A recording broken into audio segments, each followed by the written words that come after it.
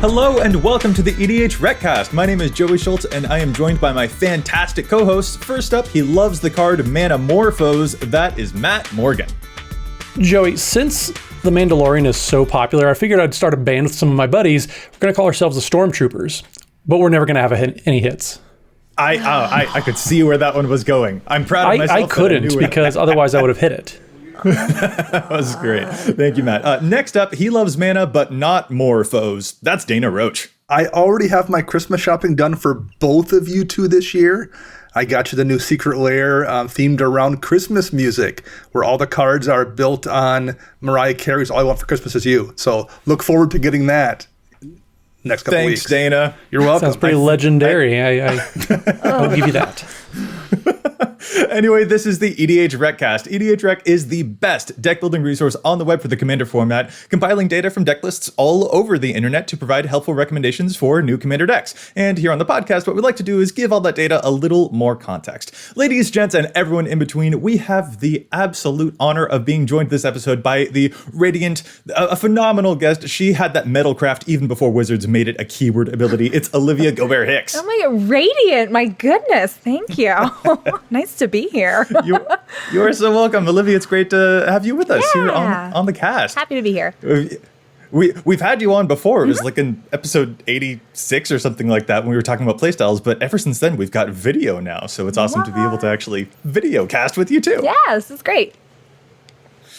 So we've got you on to basically kind of help us wrap up the year. Dana, what is it that we're talking about on this particular episode? We're going to talk about the 2020 Year in Commander Review. Basically, yeah, it's our EDHREC EDH review, just looking past the entire year to see what the highlights were, what the lowlights were, the data that's kind of come from all of the sets and all of the many products that we've received in this year and just go through it. But of course, before we actually get to our main topic, we want to take a quick break and thank the folks at the Command Zone podcast, Josh Lequai, Ashlyn, Lady Danger, and Manson, a huge team doing all of the post-production work on our podcast to bring it to video to make it look as awesome as it does. So thank you all so much. And of course, we want to take a brief moment to thank our sponsors for the show too. The EDHRECast is sponsored by Card Kingdom and TCG Player. Card Kingdom is my personal go-to for selling cards online that I'm not playing and using that store credit to get cards I need, like this stack of 3 Visits and War Rooms that just came in the mail today that I've already sleeved up. TCG Player has a fantastic inventory of cards as well. If there's something you want, they probably have it. So just go to EDHREC and click on the appropriate vendor link beneath the card. Doing so supports both the site and the show. Or if you would prefer to support the show directly, you don't have to buy any cards, even though you probably should. That's how we play the game after all. But you can head over to patreon.com/EDHRECast. You can support the show directly. You can join our Patreon tier of any level that you desire, whether you just want to join the Discord, you want to get all the episodes a day early maybe. You're able to do all that and more at patreon.com/EDHRECast. And we appreciate all of the support. In fact, we shout out a patron each and every single week. And this week we have Michael Paul Shalmo. Thank you so much for your patronage. We definitely appreciate it. And thanks for putting up with us. Thank you very much. All right, so now we want to get to our main topic. But of course, before we do, Olivia, I kind of want to just give the floor to you so that folks can get to know you a little bit better, even though they'll probably know you more than they even know us. But just how's your year been? How's 2020 been for you? I don't know what time is anymore. That's how my that word has no meaning. It has no. Yep. I have no relationship with that word anymore. 2020's been good. It was busy in the beginning and then it got real quiet. So just been streaming Paper Commander and, trying to stay sane and healthy and all that fun stuff. It's been a year, but we're going to talk about that. That's the whole show. There you go. Yeah, it has certainly been a year, but it has also been really great to be able to, for example, stream with you, to play on both your stream and ours, to get those virtual games in has been definitely a highlight for me, for sure. And I guess before we even get to like numbers or anything like that, maybe this is a question for the room. Like, Olivia, what is your overall feeling? Is like going into this, is this sort of like a general thumbs up on this whole year of Commander, or is it maybe like a in the middle, thumbs down? How do you overall think the year of Commander went? I think the year of Commander was actually just the year of product fatigue. because there was so much. There was just a lot to try to keep track of and watch and manage. And it was the year of Commander in quantity, certainly. Quality, I guess we'll discuss that as well. But yeah, I think that there was a lot to pay attention to. There was a lot that happened, and it was definitely a year. It was a year. Time has no meaning. It was definitely a year. Matt or Dana, what do y'all think going into this, looking back on it, at least now? Is it a generally positive vibes, or how are you feeling? I mean, I think Olivia put a really nice spin on it by saying, is this the quality or the quantity when it comes to Commander in 2020? It depends on who you ask. I think there was at least something for everybody. Like everybody, no matter what you like to do with the Commander format, there were cards and there was product for you, which that's obviously something that, I think WotC set out to do. And I do think they accomplished that goal at least. Man, it was a year though. I agree with you, Olivia. We'll see. I think the numbers that we're going to see on the website, they're going to change so much about just the format in general in the next 6 months, I think. So 2020 introduced us to a lot of things, and I think the lasting effects we haven't even started to see yet. All right. I agree there was a lot of product. The product fatigue thing was absolutely a thing. My primary concern going into the year was the previous year when we also got a real uptick in the amount of Commander product out there. I think there was a lot of warping Commander product, whether it was things like Arcane Signet that went in every single deck, or commanders like Tulane and Corvald that absolutely warped games and warped metas just by, number one, how strong they were, number two, how easily strong they were. So I think there was a trend leading up to those Brawl decks last year that was, at least for me, a little bit worrisome. I think they mostly dodged that this year. Not that there wasn't a lot of strong cards, but I feel like the cards that came out this year didn't necessarily warp the overall game the way the cards they built for Commander did in 2019. So I'm relieved that I think they've kind of started to figure that out a little bit better than it seemed like they were doing a year ago. All right. I think that's a recommendation or a thumbs up. Yeah, I'm not yes. entirely Generally sure. speaking, Okay. it was a positive year. I'm relatively happy with most of it. All right, sweet deal. And let's actually go through it now because Olivia, as you said, time has no meaning. So Right. I literally had to look through what sets even came out this year because I just forgot. I could they have, were. someone at some point had said like, oh, Eldraine came out this year. I was like, no, it didn't. Theros was this year though, which was also 6 years ago and in the future. I don't. That's exactly it. Fun fact, there were 229 legendary cards in 2020. That's also how many products we got. See, one for every. This is what I'm talking about.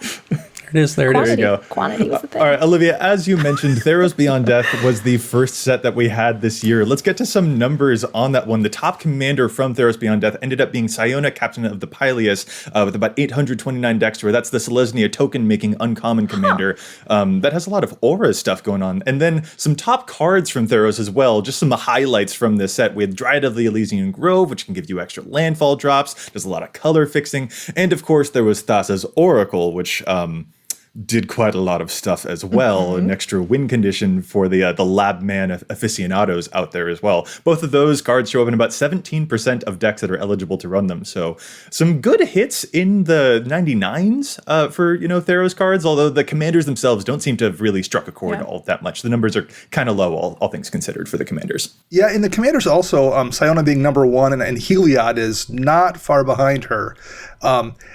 I would bet in a year or two, if we look back, I don't know if we'll see either of those two commanders at the top slot from Theros. They're both relatively one note, and that isn't a bad thing necessarily, but I think people who wanted to build that one note built it, and I would imagine there isn't a lot of people that are going to now want to play that particular fairly narrow deck down the road. They will instead be playing maybe the more open-ended commanders, and I would guess those will, over the course of the relatively near future, get surpassed. See, I don't know. Like, Theros to me, like you said, Olivia, like Theros actually happened this year, and I feel like a lot of people just kind of forgot about the set altogether. just because of all the circumstances surrounding when the set actually came out. Right. We had Ikoria, Lair of Behemoths right after, and Commander 2020, which was the pre-con, which everybody looks forward to. So any attention people might have been paying attention to Theros just got completely overlooked by everything that was going on, and then the set following. So I don't even know if people are going to be circling back to Theros Beyond Death all that much to be creating new commander decks, at least. Like Joey said, the 99 definitely got a lot of help from this set. I agree. But the legendaries, I'm not so sure about that. It was the last set that came out in the Earth that was. Right. It's true. Exactly. Reality. So exactly. We had a new reality kind of happen that like Theros events were like the last of the events that were in person. Nothing happened after that. So it was just, I don't know. It felt like there was this big lead up to it that like, hey, we're going back to Theros. There's this thing. And then of course, all the like story dropped out and everything like that. But it feels like it never got the chance to really get explored outside of Arena. Yeah, absolutely. Yeah. Who knows? Yeah, I definitely agree that that's part of it is like, we just immediately had Ikoria right after that with a ton of new mechanics and all this crazy stuff and new art styles and new card styles and everything. So Theros kind of just got like dropped by the wayside just by the merits of like what happened in the world and like accelerating us through this timeline to where we are now. It just kind of got forgotten. I think there was also still a lot of blowback from Eldraine happening at the time. Like that was such an impactful set in so many different formats. It still kind of swallowed up Theros because it was still just like domino chains all over. It was the problem child still. Yeah. To this day, it still is. Like, at this point, it still is. All right. So y'all have mentioned how Ikoria also potentially had the after effect of overshadowing Theros a little bit. Let's get to some numbers on those as well, because we had, of course, the Commander 2020 product and the Ikoria set. The top commander from the Commander Precons ended up being Calamax the Stormsire, about 1,600 decks for the Lightning Butt Dino. And the top card from the Precons was, of course, Fierce Guardianship, which shows up in over 18,000 decks. 25% of all eligible decks that have been built since these cards were released, they're running Fierce Guardianship. That is massive inclusion for what is essentially a free counterspell. Kind of, because it's only 9 creatures. Yeah. It's the card that feels closest to like an auto include maybe. If you're playing blue and your commander is remotely an important part of your deck and is going to be in play and need to be in play, assuming you can get a hold of one, it feels like it's worth slotting into your deck. Just full stop. And that's just in decks where it's amazing. It's still pretty good in every other blue deck.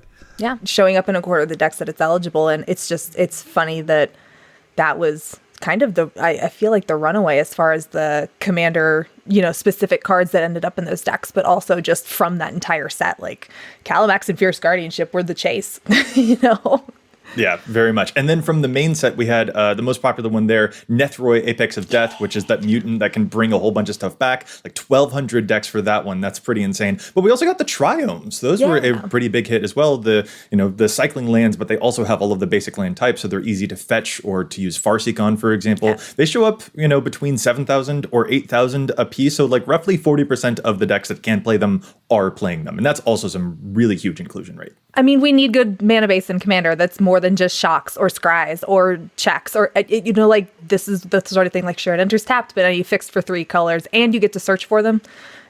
Silly not to run them. Yeah, well, and when we look beyond the mana bases, as great of an addition as Triomes were for wedge-colored decks, Ruinous Ultimatum, we say Fierce Guardianship is played in 25% of blue decks.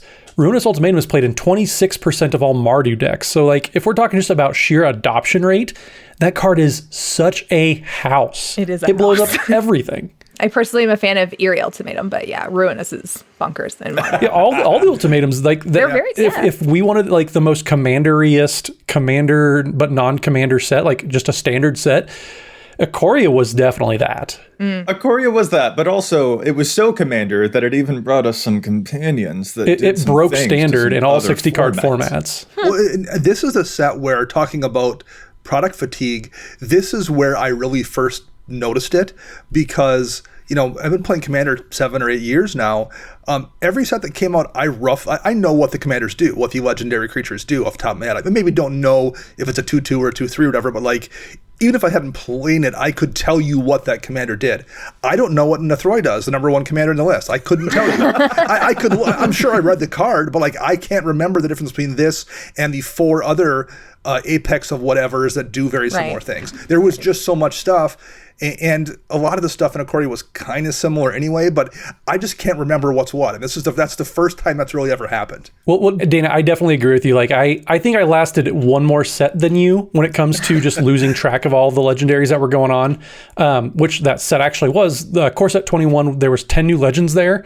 And for some reason, just this was the peak of when I lost grip of everything. I did see the most important legendary creature of the year, though, Rin and Sari Inseparable, which was the cat dog combo.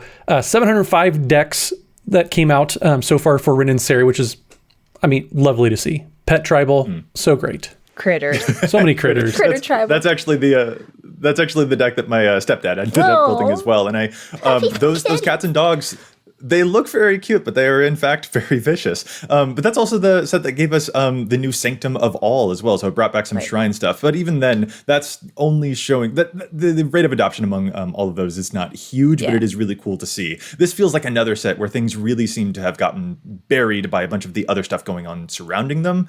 So these didn't get as much time to breathe, I guess. I think that's exactly it. It's not that any of this stuff was necessarily super good or super bad, or, it just we never got time to explore it, because the second, we get a preview season and then something's released for a week before the next preview season.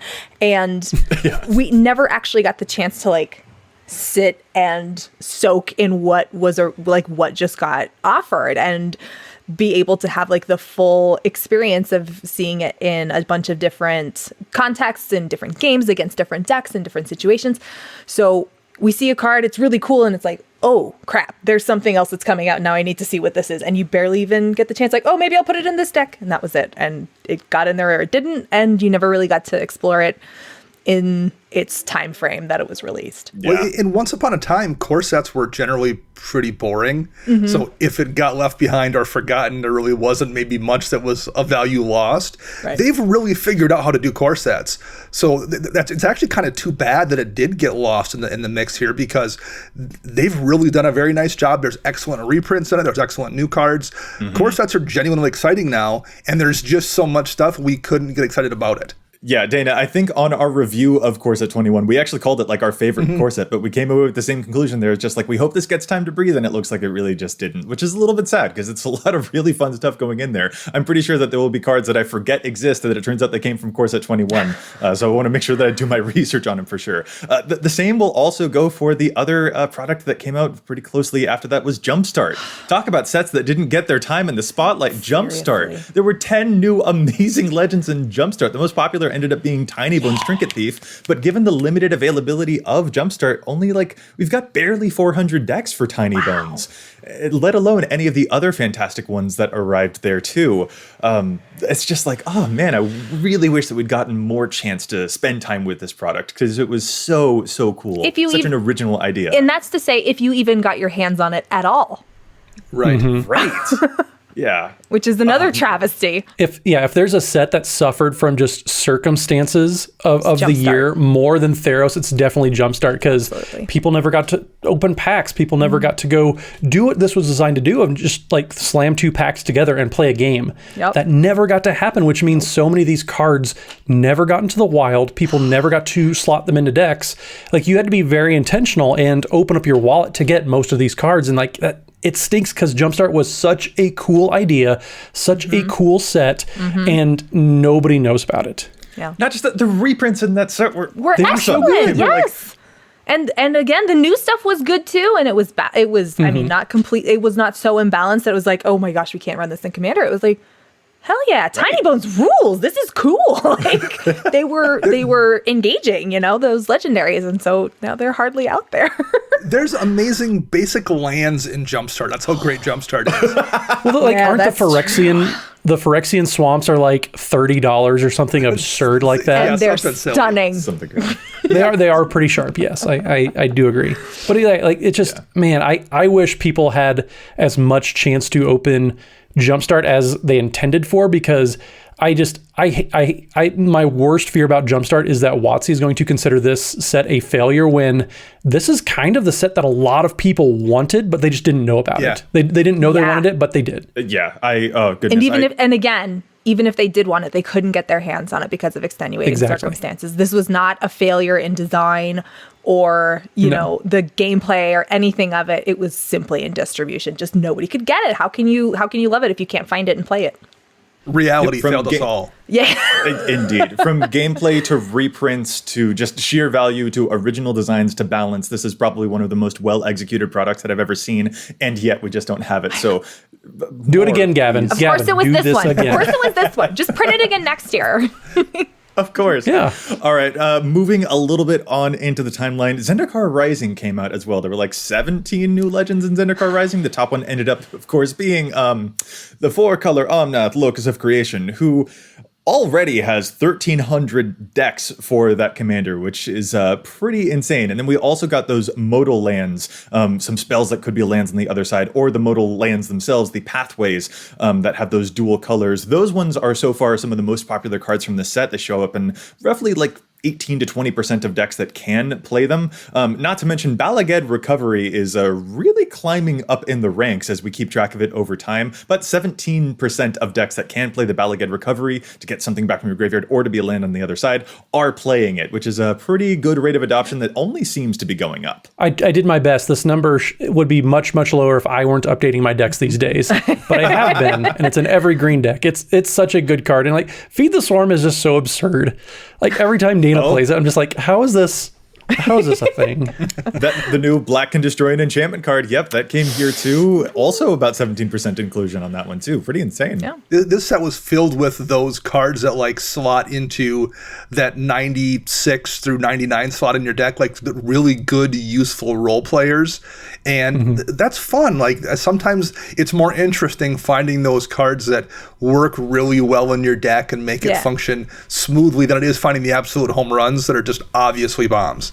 Right. Well, and one thing too that was kind of interesting about the Zendikar Rising was this was the first time we ever saw commander precons to accompany a regular standard set.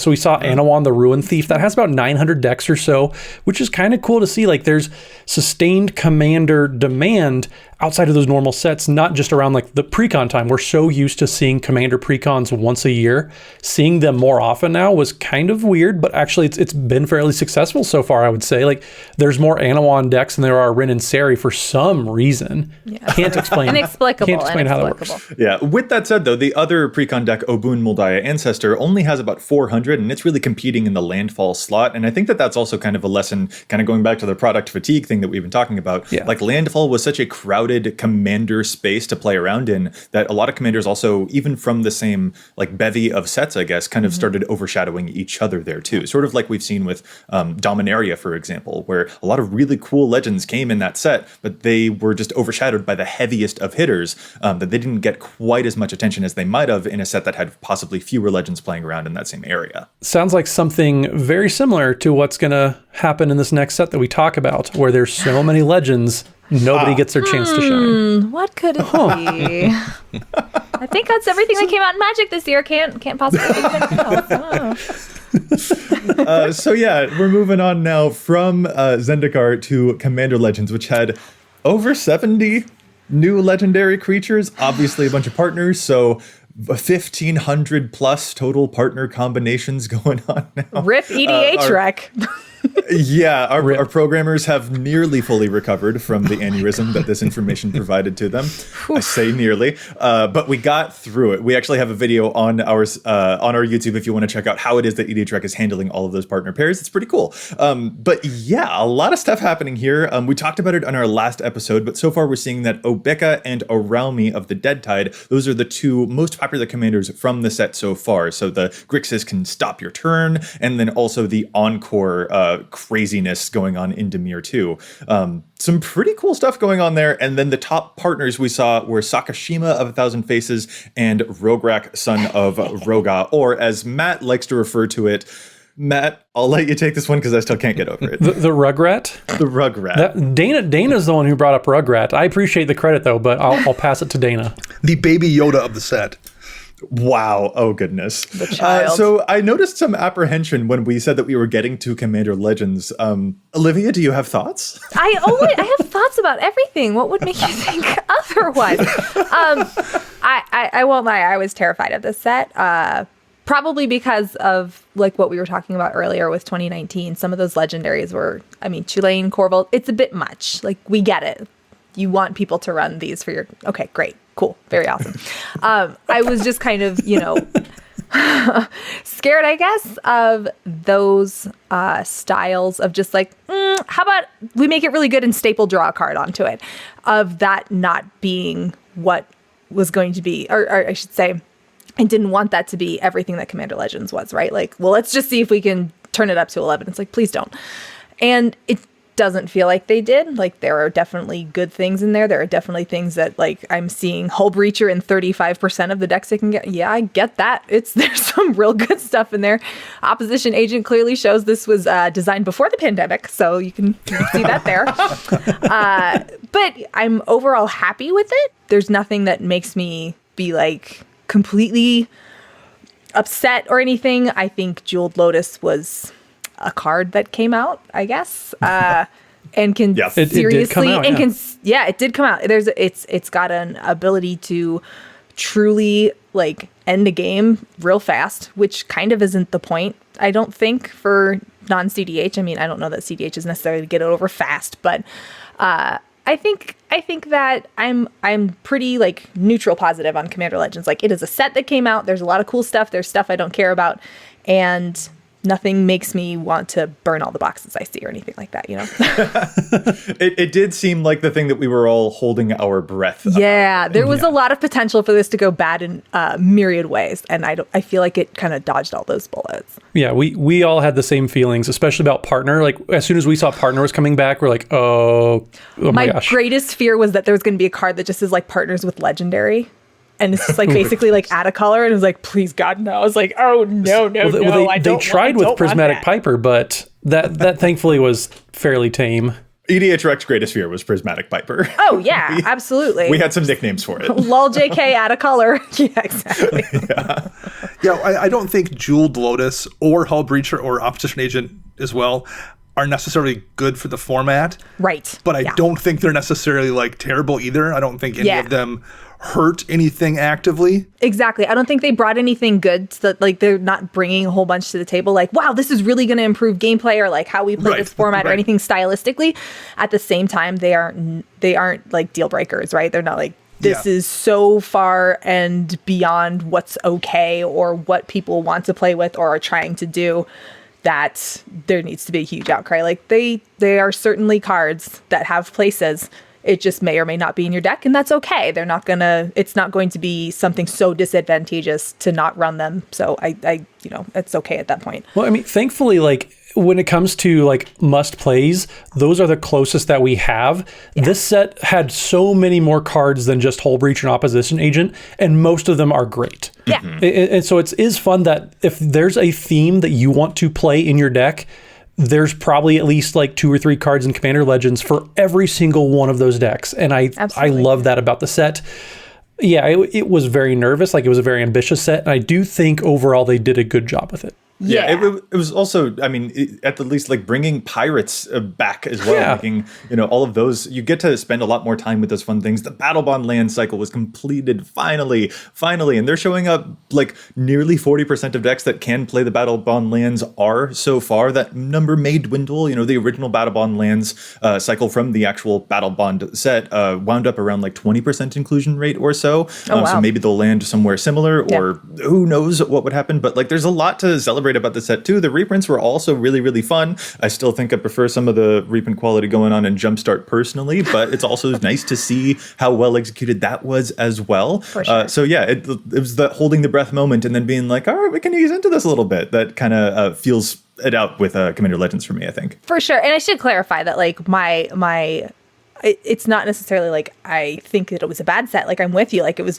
solid. It was totally solid. I'm not upset about it. There was some stuff that was like, dang, it could have been cooler if we had a little bit more of X, Y, or Z. There are some things that, again, the 3 cards we keep mentioning that are like, all right, like you didn't have to print those and this still would have been a good set, you know? Yeah. Like it's always easy to poke holes in all the things that are improvable and because you want to leave the stuff that's good behind. It's like, well, we don't need to mention that because it's good. It's already fine. So yeah, there's nothing I don't think to be super upset about in the set, and I'm totally happy with it. Yeah.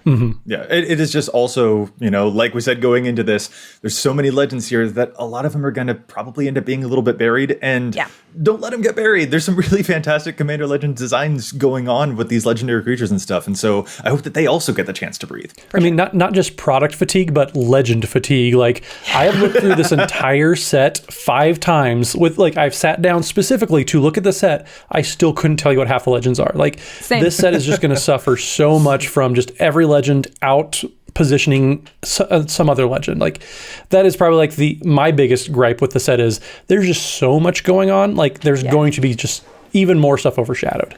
I think at the same time, though, as time passes and, you know, we get to see a little bit more of this, that once, you know, we have these big runaways, like this is a really obvious choice. You want to do, you know, Sakashima for X, Y, or Z. Like, once those kind of get filtered out and we kind of see who the runaways are, it'll be easier to go back and be like, okay, but like nobody's touched these 2 legends. Like, what can I do here? How do I explore this space? I think that while, again, maybe just because of the sheer volume of everything, it feels like the air has been sucked out of the room by some of these bigger, more powerful cards just like on their faces, it does still give us one of the things that we ask for constantly, which is the option of having some creativity and doing things that shouldn't necessarily work and being able to explore a lot of these combinations that are going to get overlooked by cards that may or may not just be like easier to deal with or build around on their face. So I think that right now it's going to be a little tough to kind of suss out exactly what we are getting with Commander Legends, but over time we're going to start seeing some really creative builds around the things that are getting overshadowed right now. Dana will have a chance to be a hipster with cards printed in 2020 because nobody's playing them. And that's what Dana wants. This combo like back when the deck or when the set came out. So, did you find that on EDHREC? That's cute. That's amazing. And also, Olivia, listening to you, I full on had a moment where I thought I was listening to a podcast and I forgot that I'm supposed to respond. So I was thinking you are so much smarter than us. You just need to take, you should like make content or something. All gonna lose our jobs here. No, stop it. You guys deal with numbers. People just, I don't know, listen to me for some unknown reason. Unknown to you only. It's an absolute treat to be able to. You're a gift. It's great. So moving away from some of the numbers, now that we've kind of like oriented ourselves to like, okay, this was the timeline of the stuff that actually occurred within 2020 and seeing some of the most popular stuff, I kind of want to, ask how we navigated the year. Like, Olivia, what are some decks that you personally built? What actually grabbed your attention from the year most, would you say? So all of the decks I built were from cards that are not from this year. Oh, wait, no, that's not true. I do have one that's actually from Ikoria. So I built my Atraxa Enchantress deck, which is shut up and let me draw my deck. And it's effective at that, by the way. So it's very good at it, but it lets me end the game on my terms. I can either, opalescence and wipe the board and everybody else, or I just mill myself out. And it's been fun, bye. So the Atraxa Enchantress, I did a Yannick Nakara loop critters. Basically just get of course, I just took the deck apart like yesterday, so all the names of the cards are gone. But basically using Yannick and then 2 other exile when enters the battlefield, just make these giant critter loops that go on ad infinitum until you've decided I've gained enough life, I've made you lose enough life, etc., etc.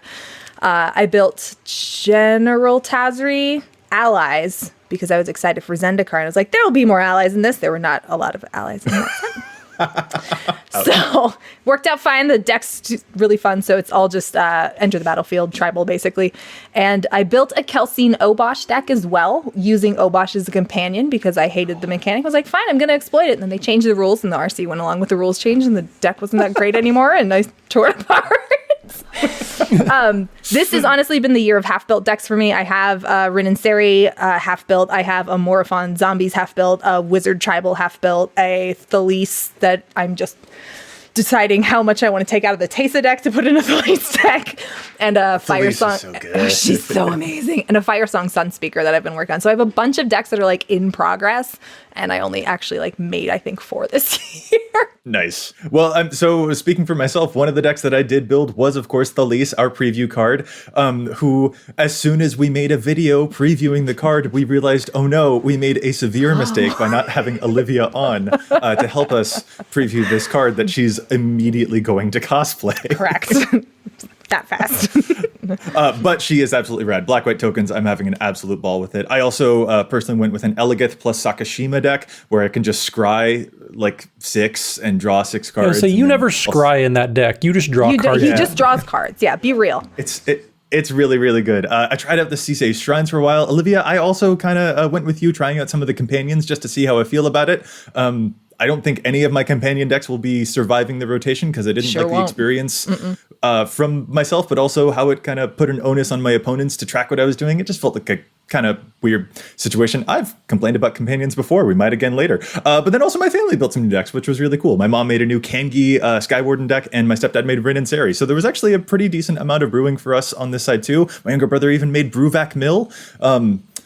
And it hurts in my soul for all of that. But there was still a lot of brewing, which I take as a good sign for Joe, you also made a new deck. I mean, granted, the commander is older than you are, but you made a Martin Stromgald deck too. Oh, that's right. That's right. I did. Oh my God. Which was a challenge Joey had this year, which was to make a commander that only existed in the old frame. And he managed to do it. He did it.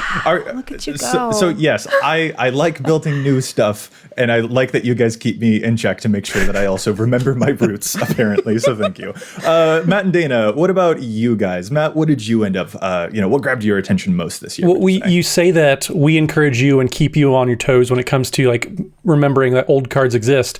I just remember new cards exist. So I probably did more deck turnover this year than I would have if you two weren't around. So I did make Ukima and Khazar. I had a Muldrotha +1/+1 counters deck. And as soon as I saw Ukima and Khazar, I knew instantly like, okay, this is an easy transition because the theme is there, the colors are there, 100% going to do it. I also made a Riel the Everwise deck. I had a Niv Mizzet Perrin deck, and that deck just oopsed into so many wins that I never really enjoyed it. Riel the Everwise has been a little bit more fun to play around with. There's a little more uniqueness to the Izzet colors. So I enjoy that deck quite a bit. I also made, I know I didn't, the commander isn't from 2020, but I made an Alila Artful Provocateur deck, my historic tribal deck, which has been a lot of fun. I know Jason Alt, who is our content manager at EDHREC, does not like the deck because I play 3 board wipes. But I also built another commander, or another deck, I should say, not from this year, but Vivictus Asmati, which had nothing really to do with 2020, but that deck just makes me feel feelings of playing, 7 mana 4/4s, and so that's why I built it, and it's just a fun deck at least. But I did probably the 99 of my decks changed so much this year because of all the guff that I received. I built a spreadsheet. Dana just rubbed off on me too much, and I built a spreadsheet of all the cards that I added from Zendikar Rising. That's where I'm at this year. I have to say, I think it's funny that you mentioned that on our show notes, just since nobody else can see this. It mentions that Riel the Everwise doesn't draw hate or oops into wins. Having played against Jeremy Knowles' Riel the Everwise deck, if I see that, I see Punch Club and know that I'm about to get hit for too many, and I don't like that deck and will come for it. Well, yeah. Watch your back, Matt. Yeah, gotta watch my knives back. Knives out. I'll make sure I bring it out and remind you next time you come onto twitch.tv/EDHRECast, stream some games with us. Nice. I'll make sure to bring it out just so that you can know, like, not every Riel is a bad Riel. We'll see about that. We'll see. The Riel Housewives of Drannith County or something like that. No, Joey. I went there. All right, Dana, how about you? You are also kind of very selective with your decks. Did you build new stuff in 2020? I was very productive this year. You and Matt had kind of challenged me to build a commander with 3 or more colors and a commander that was new and popular. So I just combined them and built Kenrith, all Exalted. Oh, God. Which was fairly fun. I've since scrapped it. The reason was whenever I would sit down and pull it out, people would be like, oh, Kenrith, I built a Kenrith deck too. And as dumb as that is, it just made me not want to play it. I recognize that's a ridiculous reason to not want to play a deck, but it just bothered me. So that one did get scrapped. I built a Timrith or Murder King Infect deck that was relatively fun, but it needs an overhaul, so I might convert it to Jury Master the Review. I'm still kind of tinkering with whether or not it can be salvaged. I built an Adelaide's Combat Tricks / Voltron deck. That's probably permanently been converted to Crom and Kedis, so I now have a partner deck as well. But that one was a blast. It was a concept I've been messing around with for like a year or two, trying to figure out how to make an Izzet Combat Trick deck. And I finally made it work, and I think it plays even better with Crom and Kedis at the top. So that one is definitely sticking around. I built an Athreos Pestilence deck that I'm still kind of figuring out, but I like it quite a bit. And I built a Vito the Dusk Rose Big Black Mana deck that's been a lot of fun, which is also a new commander, but it's not terribly popular from the core set. So I put a lot of new decks into actual cardboard this year, and I'm going to keep at least probably 3 of them.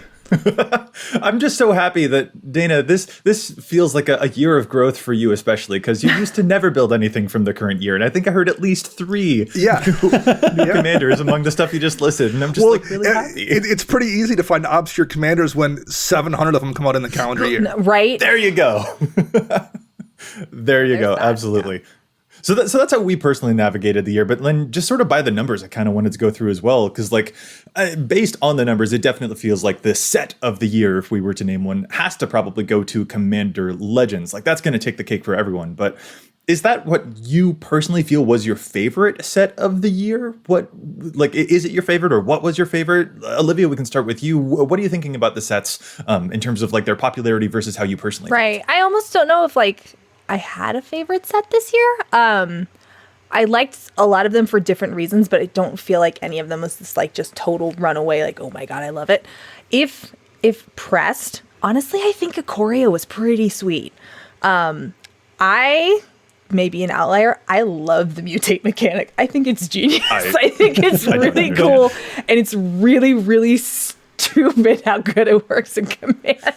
Don't let Joey hear you say that. That's fine. He's going to hear it, and he's going to have to deal with it. So I think there's just so many weird ways it can get used. You can mutate onto Mirage Mirror. Why not? That's the kind of dumb stuff I'm here for. It was clearly designed for Arena, as were all of the counter things of it. Just because really the lack of explanation and how it works, is obviously a little touch and go. But that being said, I think it's actually really fun, and you can do some really stupid, cool things with it. And that's the kind of stuff I like seeing in Commander. So I liked Mutate a lot, which makes me like Ikoria a lot. I feel like that's almost where I lean. It had a lot of new, fresh stuff that was fun to play with. So I'm just, I don't know, on the subject of Mutate, there are a couple of things that you never hear in a Commander game, or at least I personally have never heard before in a Commander game. I've never heard someone say, oh, I will decline to draw the 2 extra cards from my Consecrated Sphinx, for example. Just, that never happens. Well, but also a thing I've never heard before. Library. I mean, or you only have 1. Right. I've just never heard it. But another thing I've also never heard in a Commander game is I understand exactly how Mutate works in this particular scenario. Never heard it before. But I'm surprised to hear you like Ikoria so much. I'm surprised to hear you like Ikoria as much as you do, given that that's also the set that brought us companions. I know. I didn't say I liked everything about it. Yeah, companions was unnecessary. I don't like the mechanic, and I wish it didn't exist, and I have many thoughts and feelings about it, most of which I posted on twitter.com. That being said, I can overlook companions, which I never used and don't care about, and don't really have a lot of relevance in a Commander game for the mechanic that is really cool and really inventive. I mean, companion was on 10 cards out of the whole set? Mm-hmm. Pretty easy to dismiss at that point. Yeah. All right, there you go. Dana, what are you thinking about for favorite set of the year versus popularity? I think just the sheer amount of useful things in Commander Legends makes it really tough to dismiss. I just found so many cards from the set that went into my decks, and that's without even delving into stuff that I'm like, this would be a fun deck to build, but I have something similar. There's just so many options. I don't know how I would pick something else. And that's even before we get into the fact that it probably would have been a lot of fun to draft, and we didn't get a chance to do that at all this year. Yeah. So I feel like, as much as I enjoyed like the Battle Bond and Conspiracy sets, I liked them even more because they were so much fun to play in the way they were designed to be played. We didn't get to do that with Commander Legends. So I would imagine I would like it even more, and will hopefully like it even more if we get a chance at some point in the next year to actually go to LGSs and go to events and play it the way it was designed to get played. Well, if you want to talk about sets that never got a chance to be played the way they were meant to be played, Jumpstart didn't either, and that's just because it was just not available. And I think Commander Legends, we're going to see decks, we're going to see those cards all over the place. I think if the distribution were the same for Jumpstart as Commander Legends, I think Jumpstart might have been just as impactful, just because of all the new things they were putting out there, all the reprints they were putting in there. Yeah. And just the fact that like I really, when I read how the Jumpstart limited format was meant to be played, I was genuinely excited. I love the game Smash Up, and it's kind of the same thing. Like the spirit is there. And I was very, very excited. The set of the year would have been Jumpstart for me if people were able to play Jumpstart. Since that didn't happen, though, like it's kind of de facto over to Commander Legends, just because of all the reasons that we've already stated throughout this entire episode. Like there's so much going on. There's so many good cards. They're finishing off Battle Bond lands. They reprinted some great cards, and the new cards were great. And like the biggest thing too is Partner came back, and like we said earlier, it wasn't all of our fears about Partner ended up being maybe not all for nothing. I was going to say, I was like, all is really aggressive. Yeah, not all. A lot of our fears about Partner, at least they showed a lot of discretion, which I definitely appreciated. Was, yes, we're bringing back partners. We learned our lesson from last time, so we're going to dial it back quite a bit. And that, to me, made Partner so much easier. And we said this on the podcast a few times before. Partner was so much more successful this time around than last. Yeah, I won't disagree with that. I'm in complete agreement with that. No. Oh, disagree. No, I said I won't disagree with that. The Partner's more successful this time. Yeah.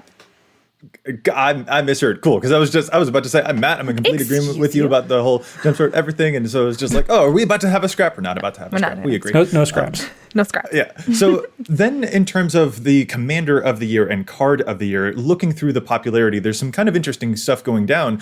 As we saw, for example, Calamax, by just the sheer numbers, does technically have the most decks that were built this year, about like nearly 1,700, I think it was. But it's also many months older and has therefore had a lot more time to gather data. It got like to 1,700 decks in about 8 months. Compare that to Omnath Locus of Creation, which got 1,300 decks in the span of about 3 months, even during the quarantine times. Yeah. So Omnath, I think by the numbers, is definitely the thing that will, eclipse Calamax in the fullness of time and become sort of the marquee commander of the year, I would say.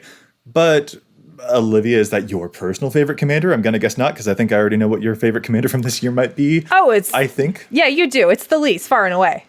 No, there's no contest. I don't care. I know everyone's like, that's not very inspired. That card doesn't do that much. I don't care. It's my favorite. I like it. It's fun. It's my play style. It's everything I want, and it rewards me for playing bad things like Smothering Tithe. I'm all in. It's absolutely rad. It might be one of my favorites as well, although I am really, really enjoying Elegith too. Matt, how about you? Are you a little salty about all of the cards I've drawn because of my wonderful Elegith? We're not going to talk about it right now. All right, Matt, what about you? Do you have a personal favorite commander of the year? I think I would have to say my personal favorite commander of the year, just because it's one that I kind of built a new deck around, would be either Riel or Ukimen Kazir. Nice. But man, no matter what type of Magic you like to play in Commander, there was a commander for that. So like, I don't think I can pick just one. I'll say the two that I actually built decks for, but that's kind of a cop-out with this. That's cool. And Dana? I will pick just one. No? And it'll be one of Matt's. I'm going to say Riel the Everwise this year. And for purely kind of clinical reasons, I think it is a really interesting open-ended commander. It can be built kind of in a degenerate way if you want to play really highly competitive decks just to like filter down and find your combo. You can play it relatively casually like Matt does.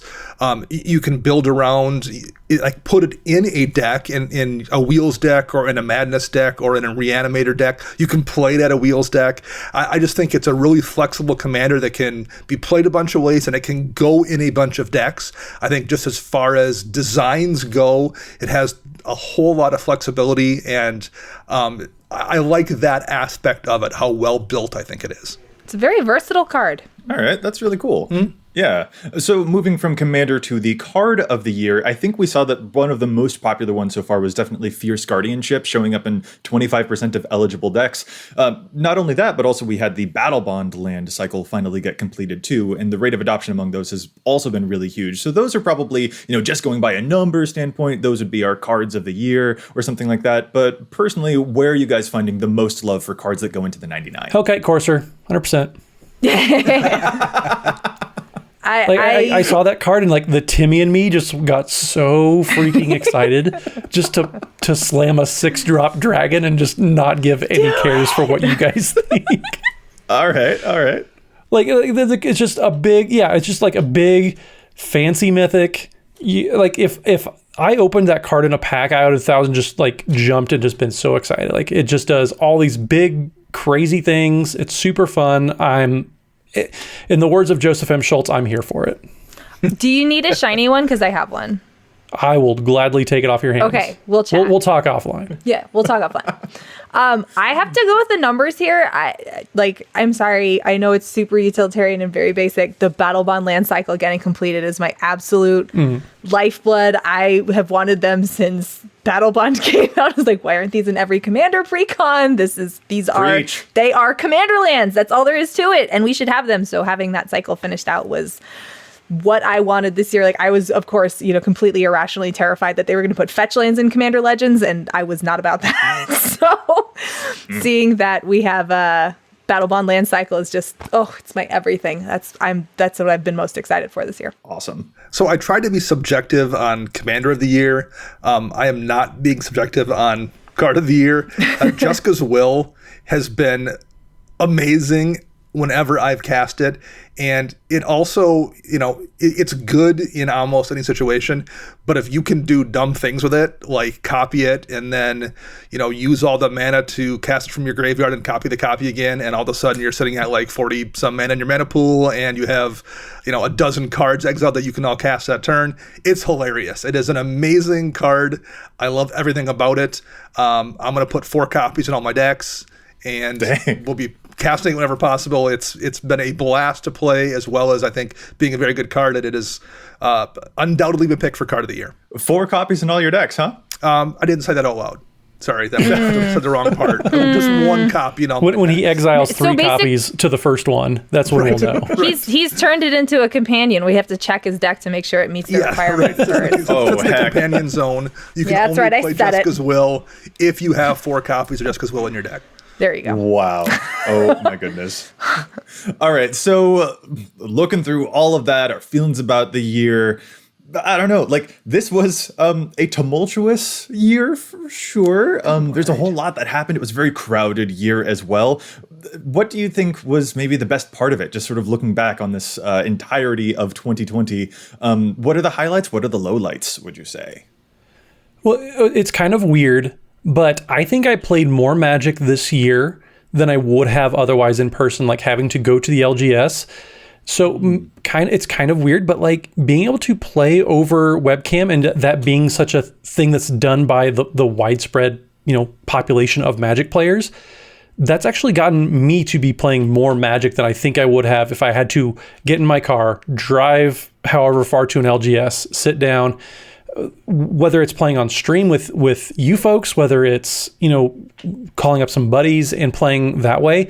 I've actually played probably more Magic than I would have otherwise. And it's kind of crazy to think about that, but it's also fairly true.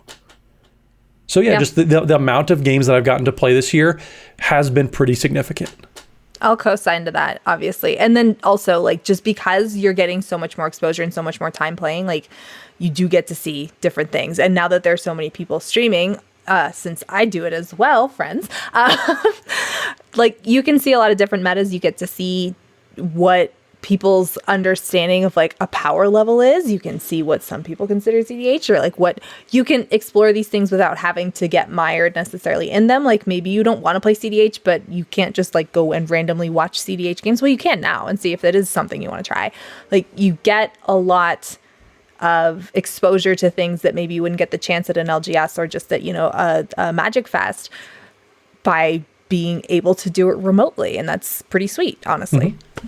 Yeah, and you get exposure to them in a way that, at least for me, has registered on me mentally in a way it doesn't at a Magic Fest. At a Magic Fest, everything is so chaotic and frantic, and there's just so much happening that, like, even if you do see a different thing that you're not used to seeing, a different, you know, meta play style, a different deck, whatever, it was kind of tough to internalize that and, like, really think about what that meant, because there was just so much happening. You know, you're playing, you know, 15 matches over the course of a day or whatever it is. It's oftentimes very just insane. When you're playing on webcam with, you know, 1 or 2 games per night or something, it's much easier to, like, kind of take it all in and think about, oh, that's much different than the way I usually play at my shop. That's a much different take on that deck than the one I usually see. So at least for me, not only has it been really cool to see all of this stuff, it's been way easier to kind of be able to mentally bring it all in and think about it and mull it over and just learn from the experience.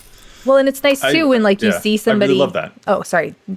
It's nice too when you see somebody, you know, playing a webcam game, whatever it is, and you hear about the card that you've never heard of, and then it's like, oh, well, I'm right here. I can just, like, check it out and make sure it is what I think it is. Oh God, would that work in this?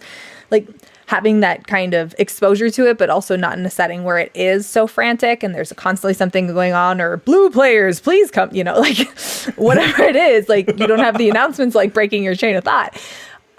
It's really nice to be able to have that. Like, there's so many things that I've learned this year for sure that, you know, never would have made it into my realm of consciousness had it not been for the way things are. So yeah, there's silver linings to it for sure. Well, and I think just the community really came together in spite of everything. Like, Olivia, if we didn't start streaming games on our end, I don't think we would have gotten to become as close friends with you, just because, you know, we streamed games together, we had you on the show. But, like, I think the community really came together just as a whole and said, you know what, situation kind of sucks, but we're going to rally, we're going to play a bunch of games, like, we're going to figure it out. And I've gotten to play a ton of games with people I would not have gotten to meet or play with otherwise. And it's just, that's probably, like, one of the coolest things, I think, is just not just do I get to play a lot of games personally, but I got to play games with a lot of really cool people. Yeah, very much. My favorite part of this year, hectic though it has obviously been, even we went to video this year, which was awesome. Like, the podcast is on video now. Yay. That was amazing. We started streaming, and that has been such a joy. But really, the coolest thing about this year has absolutely been the fact that the community remembered to put the gathering in Magic the Gathering. We couldn't help but do it, and that's just an absolutely shining thing for me from this year that is really going to carry me on into 2021. I tell you what. And if I can be so bold, it was Commander that did that. Like, it was our format. It was. Like, let's be 1000%. It was us. Absolutely. There it is. Commander player saved Magic. We did it. Dare I ask if there were any lowlights of the year? Whatever do you mean? I mean, I had to cancel my flight to Seattle. And I mean, I know I was very excited to see you guys in person again. Olivia, I'm sure you probably would have been at Magic Fest Seattle. Just saying. So, like, the fact that we had to do it over webcam instead of in person, like, anybody who's met me for more than 20 seconds knows I'm a hugger. So the lack of hugs that were given hugs will be distributed. Oh my God, we would have had a hug off to see whose ribs would have cracked first. Perfect. Yeah, the external stuff was definitely a downer this year, missing out on events. And, you know, I guess I feel kind of bad saying that because people just generally had miserable, horrible years, whether it's, you know, just losing jobs or being sick, or in some cases having death in the family from COVID. So it was absolutely a rough year, just kind of in the abstract. Game-wise, it's been mentioned, but it's worth mentioning again. Companions weren't great in a lot of ways. I think that was a pretty big issue. Although it's kind of become a non-issue now, so I guess it's not an ongoing thing, but it was definitely a problem at the time, and it's not something I still like very much. As not necessarily speaking as a member of the CAG, but I wish what we could have done was something akin to what Canadian Highlander did, of just saying, hey, mechanic doesn't work, enjoy the cards. Yeah, that's kind of where I fall right now as well. But what do I know? Not my monkeys, not my circus. I can't ban things. I can't unban things. I just... Would you say that that's maybe your biggest low light of the year was the companions, or is there something I don't know else, that was the biggest low light. Honestly, like, I know this horse is long dead, but the Secret Lair Walking Dead, my only problem, my sole problem, mechanically unique. If that had, or mechanically unique / the black border, had they been mechanically unique in silver, never a peep from me. Wouldn't have cared. Would have just pass it on by. That I had a problem with, but that necessarily wasn't a problem with Magic or our format. So as far as that going, Companions was just kind of like, what are we doing here? Outside of that, honestly, I don't really have any like big commander failings or terrible things in this year. It just, all I have to go back to is like, we came together, commander players as a community, and we're able to like continue playing, figuring out ways, being our creative janky selves of like, hey, you know what? A wooden spoon and stack of books will hold the webcam. Yeah, let's play a game. That's what it warmed my heart this year, and I just want to focus on that. No, absolutely. Yeah, it does feel a little strange for us to have talked about the positives and of course. lowlights, but no, like the positives, none of these lowlights are overshadowing any of the positives at all. Like even one of the things that EDHREC was the most afraid about this year was there are a bunch of new partners, and we still managed to get through it. So like that is a absolute highlight for sure. Was a lowlight, turned into something good. That's absolutely what we focus on. Yeah. Man, I guess that just kind of leaves me with a question. I asked it at the beginning of just like, are we leaning towards a thumbs up or thumbs down? How are we feeling? But Olivia, I'll ask you first. Do you think that the Year of Commander was a success? I think that the Year of Commander wasn't negative. Okay. I mean, it's just, again, with how much stuff came out this year, and so much of it could easily be incorporated by Commander players. How, like, even if they just scaled back for the Year of Commander, just having more pre-cons, it still, like, we had a lot of stuff come out for us this year. And it seems more and more that Commander's becoming a design focus, which personally I'm not crazy about, and you can have whatever opinion you want, and that's fine. But I think that it's kind of like every year is becoming the Year of Commander, so this one felt like it was it was a lot. It was a lot. There's nothing that was so format warping that I'm upset about it. There was nothing so format warping that was super great and just completely like beacon of light, like this is going to save us. This is exactly what we needed. There's nothing I have to complain about this. I didn't hate it, but I'm okay if we scaled back a little for 2021. I think talking about how this is the new normal moving forward is a really good point, because this was the Year of Commander, but I would guess when we reconvene at the end of 2021, I don't know if the conversation is going to be much different. Aside from Commander Legends, we're going to get the same amount of sets. We're going to get probably roughly the same amount of legends in most of those sets. I think that's the way they're designing moving forward. So instead of Commander Legends, we'll be talking about Modern Horizons 2, which is still going to have a ton of Commander-ready product in it as well. So, it was the Year of Commander, but I'm going to guess 2021 is unofficially going to be the same as is 2022 and 2023. And I think as long as there's this many Commander players out there, they're just going to keep serving us product. So this is just the way I think it's going to be in the future. Yeah, I mean, I'm cool with that. We joked a few times about, oh, well, we just did a set review. Join in next week when we're going to do another set review. Which, like, that's all well and good, but, like, at a certain point in time, I appreciate, and I'm glad that 2020 was the Year of Commander. Yeah. Now I want to recover and be able to appreciate everything that we got, because I don't like we've said 4 or 5 times on the show already, we haven't had a chance to appreciate everything that we got this year. So I hope that they at least maybe not hit the brakes, but let their foot off the gas at least. Yeah. I do agree with you, Olivia. I would love if they would stop putting commander plants into standard legal sets, because we saw what Omnath did with standard for a while, and historic, and every other 60 card format. So at a certain point, I think the power is going to be so pushed for commander, it leaks over into other formats, like we saw with companion, that ruined. We had a vintage ban this year because of companion. Yeah, that hadn't happened since Scheherazade. That's so long ago. So I hope that as great as everything that we got in 2020 was, I hope that we have a chance just to slow down and smell the roses a little bit. Yes. I love the way that you phrased that. There were, I think, if I'm counting correctly, 175 new commanders this year, but that's just it. I don't know if I got that number correct, right? Because of just how much there was. And this is also just kind of a year of density for it too, for sure, because there's a lot that might get buried among that. So it's a year that, a little bit of distance from to be able to continue digging through is going to yield even more results. And we definitely need that time to be able to appreciate it and unearth all of those fun, just phenomenal designs, so that we can appreciate it, just like you said, smelling the roses. And I think overall, though, I am happier with where Commander is maybe at in 2020 than I was at the end of 2019 as well. Even if I am a little bit ooh, is this going to be a bit of the new normal in the following years? I think overall I am happier in 2020 where Magic is at than I was. I was a lot more suspicious at the end of 2019, I think. And I don't mean to sound negative, when I say, here are the things, because I feel like I'm waffling so much.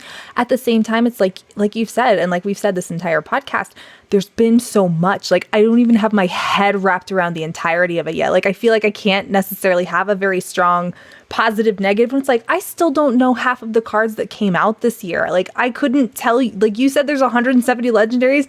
I would be impressed if I could name 50 of them right now. Right. I would, it would blow my mind. I'd be man, I really retained this and had no idea. It's just, there's so much. I don't know if I have a really solid feeling on it because I haven't even explored everything that happened this year. Well, ice cream is great, but if someone keeps handing you ice cream and an ice cream cone and ice cream and ice cream, and it says, how was your ice cream? You're going to at some point say, that was just a lot of ice cream. Sounds like you just don't like ice cream and you need to shut up. You need to buck up, man. Trust me, I like ice cream. No one's going to look at me and question my love of ice cream. But yeah, at some point, no matter how much you like it, when there's just that much of it, you just need a breather. And I think we're all kind of at that point. We loved a lot of the ice cream this year, but we've just had enough ice cream for the moment. Can I please look at a vegetable? That would be awesome. Right. Just any fiber at all. Prove they still exist. That's all I'm asking. Oh man, that's really, really great. So yeah, overall, we're really happy with some stuff in 2020. It's really cool to have gone over everything that has happened this year, even if it is difficult to do so sometimes because, as aforementioned, time is a lie now. It sure is. So, Olivia, we really appreciate you joining us so that we can sort through that timeline and figure out where we are and where Commander is at. With this, I think that we probably ought to call this episode to a close. But Olivia, if folks are interested in seeing your content, your gameplay streams, or your upcoming Thalys cosplay, as we know is definitely going to happen, where is it on the interwebs that they can find you? So they can find me on twitter.com. My last name, Gobert-Hicks, Goberthicks. And then I stream Commander gameplay Tuesday, Friday, Sunday, probably more as time starts allowing, on Twitch at twitch.tv/affinityartifacts. And you can find Joey there some nights talking about how great Aaron is and getting a lot of tokens on the board with the lease, which should have been mine, but it's fine. Yeah, it's all good. No hard feelings, no hard Zero, feelings. not a one, anyway, not a one. Anyway, fellas, if our listeners would like to get in touch with us, where can they find you? Answer quickly before Olivia throttles me. Oh, I'm going to take my time then because I want that throttling to happen. But you She's going to reach to their webcam and choke me. It's going to be bad. Yeah, you can find me at Mathimus55 on Twitter. That's MATHIMUS55. You can find all three of us and Olivia some nights, twitch.tv/EDHRECast. I mean, apparently if you're a CAG member, you just got to come on, hang out, play some games with us. So definitely tune into those Wednesday evenings. We have all sorts of great guests. Olivia definitely is one of those great category guests. Good. I was going to say Olivia's a guest is what I was expecting. So we have great guests and then Olivia. And she shows up sometimes. And how about you, Dana? You can find me on the Twitter birds at Dana Roach. You can hear me on my other podcast, CMDR Central. And you can find all of us at patreon.com/EDHRECast. And I'm Joey Schultz. You can find me at Joseph M. Schultz on Twitter. You can also find the cast at EDHRECast on Facebook and on Twitter. And if you have a question, you can contact us at EDHRECast@gmail.com. Our thanks go out again to Josh Lequai and the whole team at the Command Zone for handling the post-production work on our podcast. And our thanks to our sponsors, that's TCG Player and CardKingdom.com. You can find them using the price info links on EDHREC or by visiting CardKingdom.com/EDHREC to show your support for the show. Listeners, we are going to be taking next week off for the holiday, so this will be our final episode for the year, but we will be back on January 1st. It was definitely one heck of a year for EDHREC. We got a whole lot done, but we've also got some spicy stuff coming up in 2021 as well. So, keep your eye on the front page of EDHREC to see what might be coming. We hope everyone out there has a happy and safe holiday season. Remember to wear a mask, that Black lives and Black trans lives still matter, and we will be back at you next year with more data and insights. But until then, remember, EDHREC your deck before you wreck your deck.